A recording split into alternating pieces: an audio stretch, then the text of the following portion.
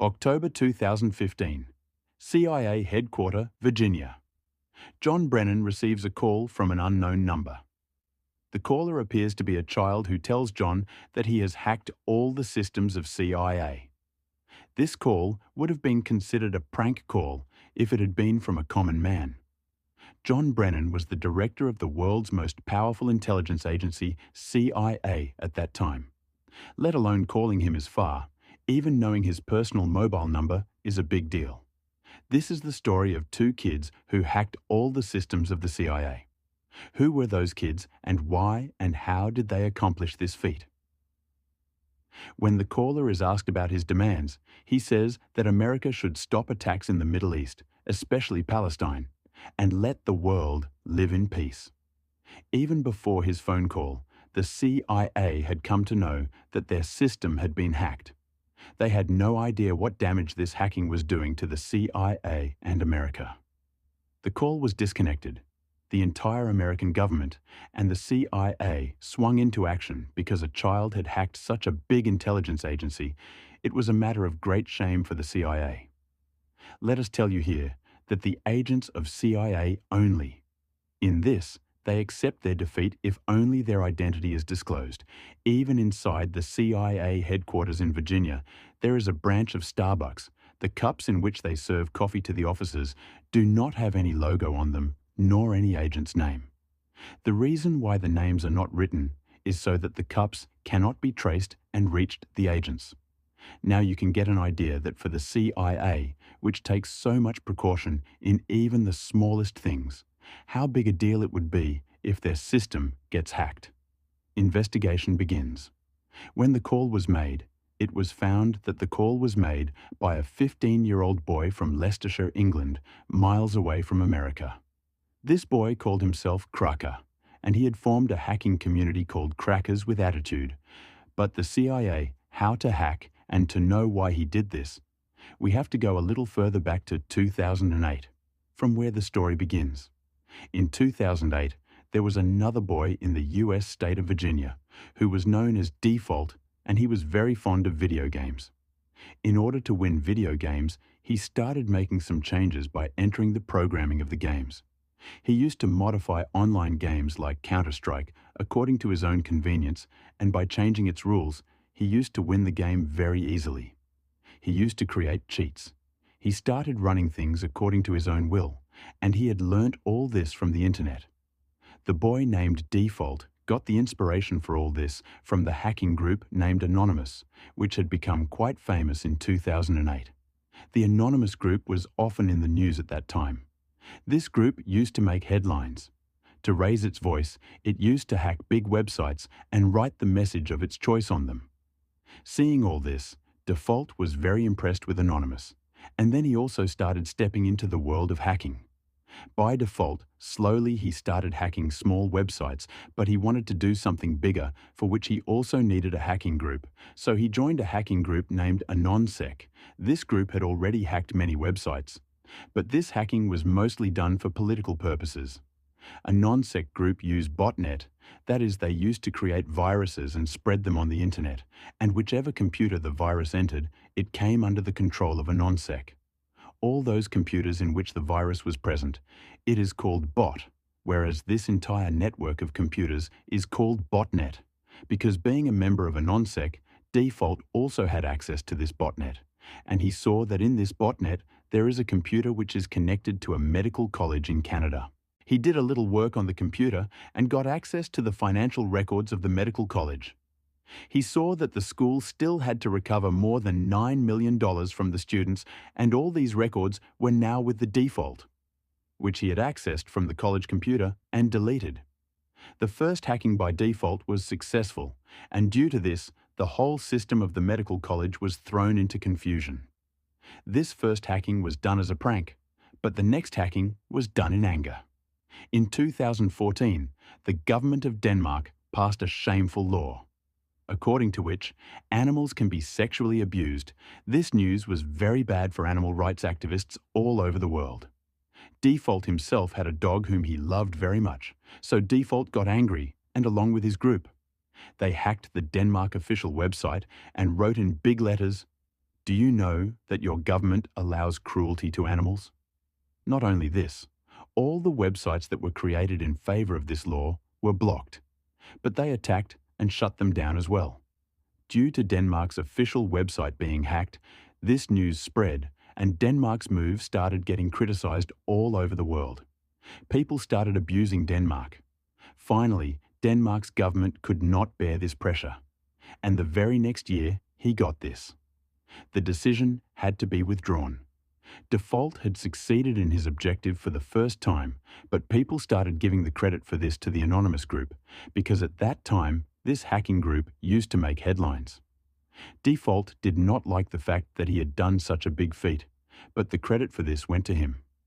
Someone else is taking it, but he did not lose courage and continued his work. Like other hackers, Default also did not disclose his identity.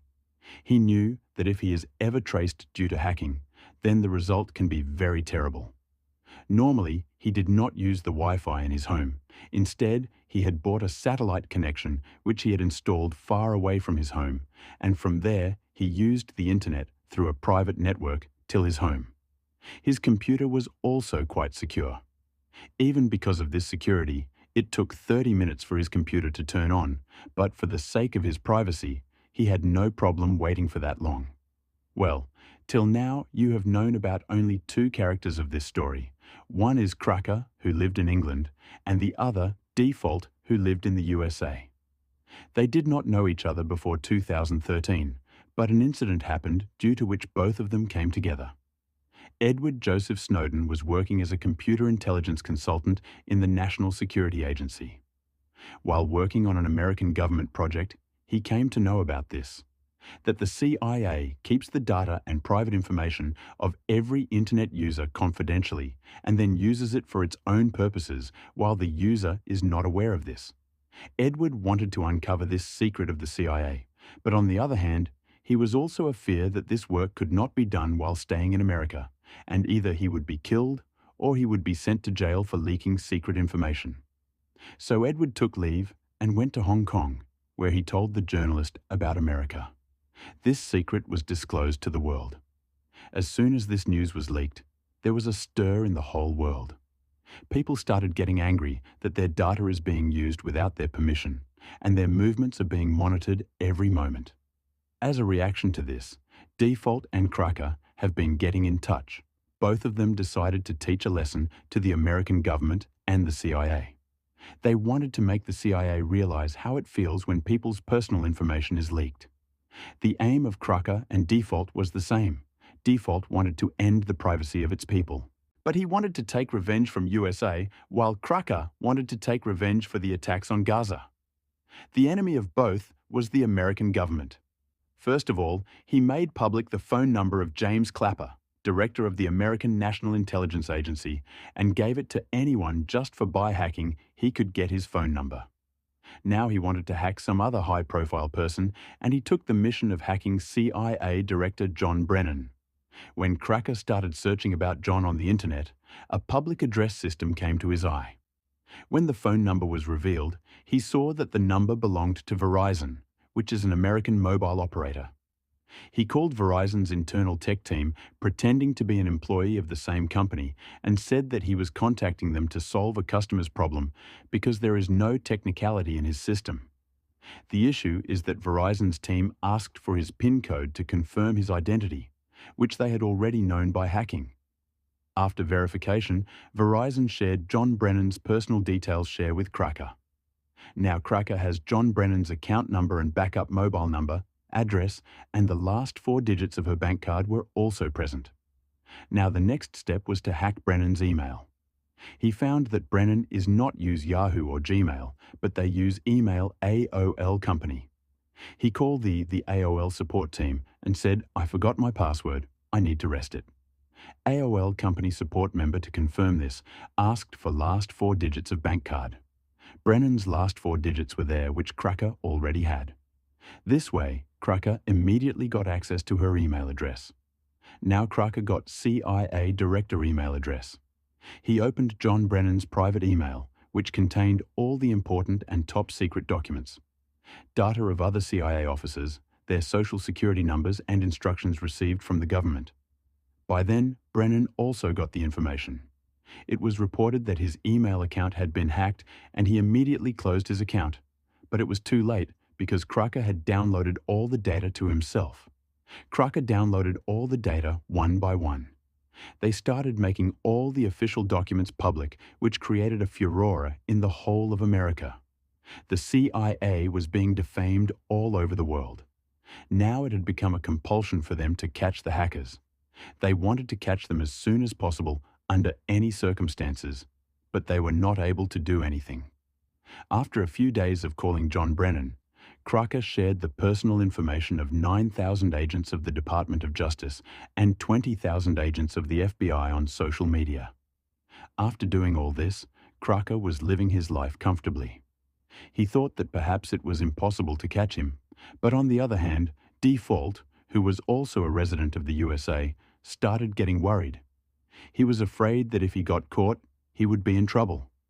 Perhaps he would never have been caught if Default had made this mistake. Otherwise, in Addicted, he told his friend that he was the one behind hacking the CIA. This mistake cost both Default and Crocker their lives. After a few days, the FBI raided Default's room and dragged him away for interrogation. During Crocker's name also came to light, and he was arrested with the help of British police. Crocker's real name is Kane Gamble, while Default's name is Justin Gray Liverman. Crocker was sentenced to 2 years imprisonment due to his young age, while Default, who was directly related to the CIA, was arrested. He was not involved in the hacking and was sentenced to 5 years of imprisonment.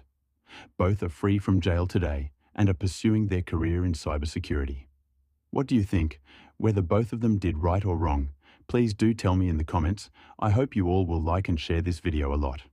Visit this channel for more videos.